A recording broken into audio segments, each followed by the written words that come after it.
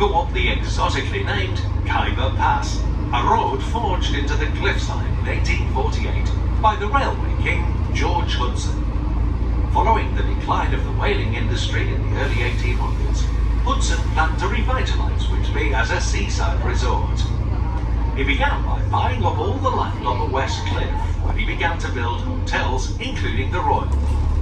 The Khyber Pass was used to transport the building materials, which had arrived by sea, all the way up to Westcliff. When the building work was finished, it provided a good route down to the town for the holidaymakers staying at the hotels above.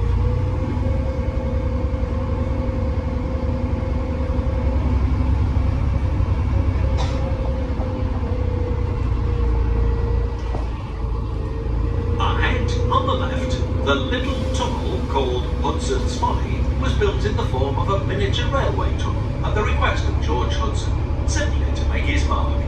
There's no railway running along it, but if you walk to the other end, you'll be rewarded with a lovely view of the town.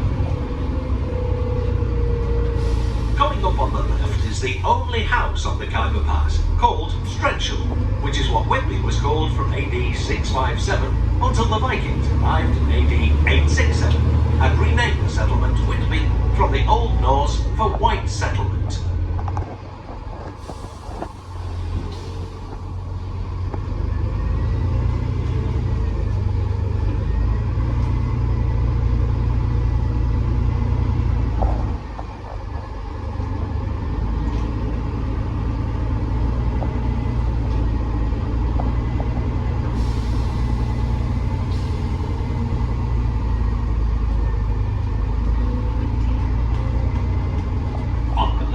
The yellow building is the La Rosa Hotel, which has a blue plaque saying that Lewis Carroll, the author of Alice in Wonderland and Alice Through the Looking Glass, stayed there occasionally. It was while on the beach in Whitby that Lewis Carroll wrote the famous poem, The Walrus and the Carpenter. We'll soon be approaching the Royal Hotel stop. You may jump ship here for the Royal Hotel, Whalebones, the Captain Cook statue and Westcliff area, offering superb views of the Abbey ruins.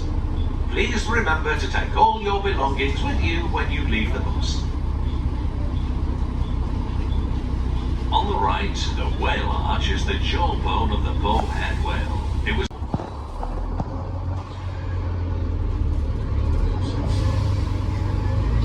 Welcome aboard to those of you who've just joined us. On our trip today, I'll be sharing with you some tales of Whitby's past and of some of the colourful characters associated with the town. Just ahead on the right is the Whitby Pavilion, built in 1870, where you can see the latest films as well as enjoy live theatre and music. It's also a venue for conferences and special occasions such as weddings. To the left is Whitby's Royal Crescent. It should have been a half-circle of Georgian-style dwellings to rival Bath. But unfortunately, George Hudson, the railway king, who was building them, was not a completely honest man. His business dealings were investigated, which forced him into hiding. The crescent was never completed, and still stands today with only half its property built.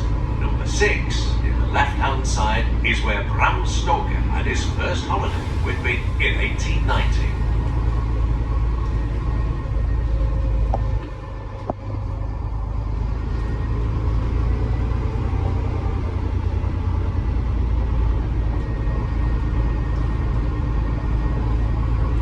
To the right, the cliff lift will take you with ease down the 120-foot cliff to the beach.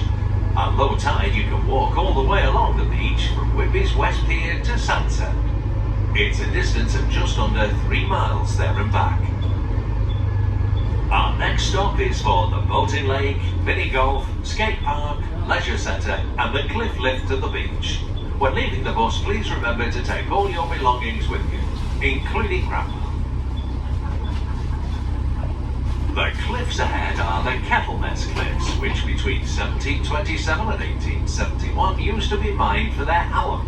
Alum is a red mineral which was used in the tanning industry for